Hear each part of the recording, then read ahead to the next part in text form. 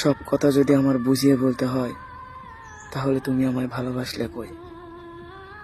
তুমি যদি আমার অভিমানটাই না বুঝতে পারো, তাহলে কেমন ভালোবাসো আমায়? তোমার সাথে কথা বলতে ইচ্ছা করে, সেটা যদি আমার বলতেই হয়, তাহলে কেমন মিস করো আমায়?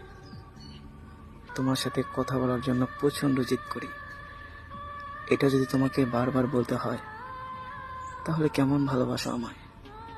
আরে, যদি ভালোই বাসো, তাহলে কথা বলার জন্য তোমাকে বলতে হবে কেন?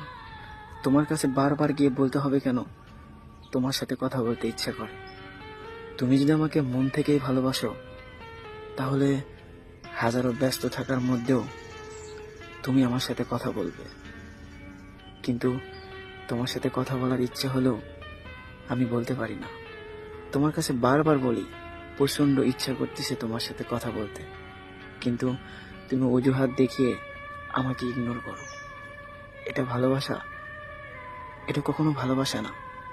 তুমি যদি আমাকে মন থেকেই চাইতে, তাহলে একটা বার হলেও আমার খবর নিতে। আমি কেমন আছি, কি করতেছি, একটা বারও জানার চেষ্টা করো না।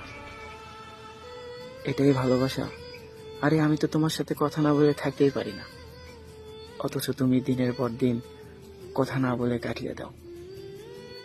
একটা সময় ছিল তুমি নিজেই আমাকে বলতে তুমি নাকি আমার সাথে কথা না বলে থাকতেই পারো না, অথচ এখন দিনের পর দিন চলে যায়, আমার কথা মনে পড়ে না।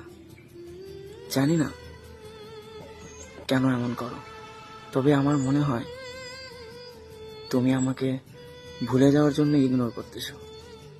একটা কথা বলি প্রিয়, হয়তো আমার মতো অনেকেই পাবে, অনেকেই তোমাকে ভালোবাসতে চাইবে, কিন্তু মনে রেখো, সব ভালোবাসাতেই ভালোবাসা থাকে না।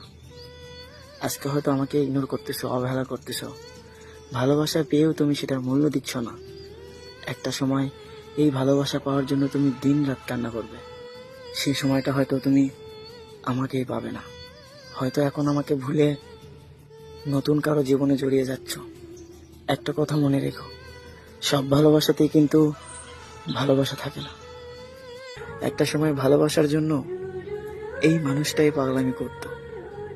তার ভালোবাসা দেখে যখন আমি মায়া পড়ে গেলাম, সে আমাকে ইগনোর করা শুরু করলো। এখন আমার কথা তার ভালো লাগে না। সে এখন মুক্ত পাখির মতো ওড়ে।